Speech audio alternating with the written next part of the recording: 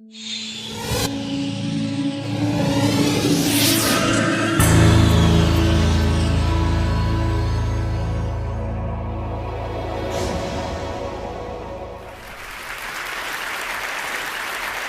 call it the golden circle.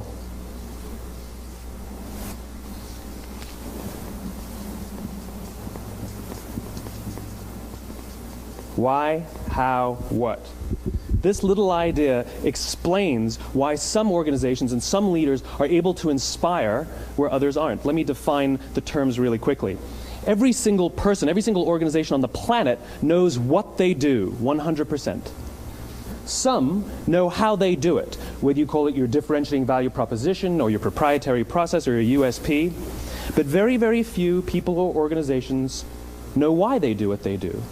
And by why, I don't mean to make a profit. That's a result. It's always a result. By why, I mean what's your purpose? What's your cause? What's your belief? Why does your organization exist? Why do you get out of bed in the morning? And why should anyone care? Well, as a result, the way we think, the way we act, the way we communicate is from the outside in. It's obvious. We go from the clearest thing to the fuzziest thing.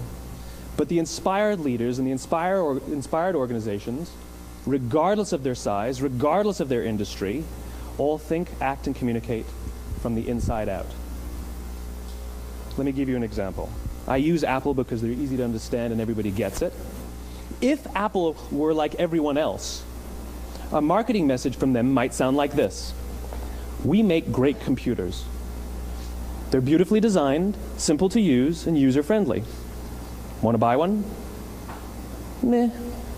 And that's how most of us communicate. That's how most marketing is done, that's how most sales is done, and that's how most of us communicate interpersonally. We say what we do, we say how we're different or how we're better, and we expect some sort of behavior, a purchase, a vote, something like that. Here's our new law firm. We have the best lawyers with the biggest clients. We have, we always perform for our clients, do business with us. Here's our new car. It gets great gas mileage. It has, leather seats. Buy our car. But it's uninspiring. Here's how Apple actually communicates. Everything we do, we believe in challenging the status quo. We believe in thinking differently. The way we challenge the status quo is by making our products beautifully designed, simple to use, and user-friendly. We just happen to make great computers. Want to buy one? Totally different, right? You ready to buy a computer from me? All I did was reverse the order of the information. What it proves to us is that people don't buy what you do, people buy why you do it. People don't buy what you do, they buy why you do it. This explains why every single person in this room is perfectly comfortable buying a computer from Apple. But we're also perfectly comfortable buying an MP3 player from Apple, or a phone from Apple, or a DVR from Apple. But as I said before, Apple's just a computer company. There's nothing that distinguishes them structurally from any of their competitors. Their competitors are all equally qualified to make all of these products. In fact, they tried. A few years ago, Gateway came out with flat-screen TVs. They're eminently qualified to make flat-screen TVs. They've been making flat-screen monitors for years. Nobody bought one. And Dell came out with MP3 players and PDAs.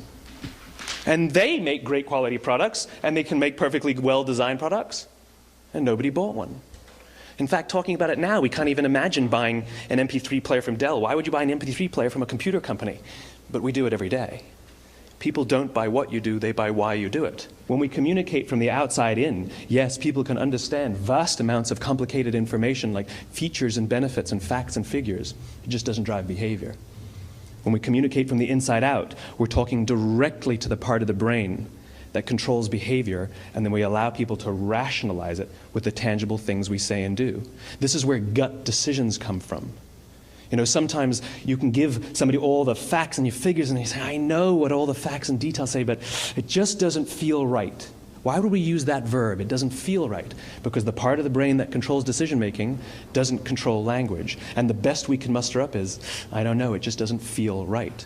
Or sometimes you say you're leading with your heart, or you're leading with your soul. Well, I hate to break it to you, those aren't other body parts controlling your behavior. It's all happening here in your limbic brain, the part of the brain that controls decision-making and not language.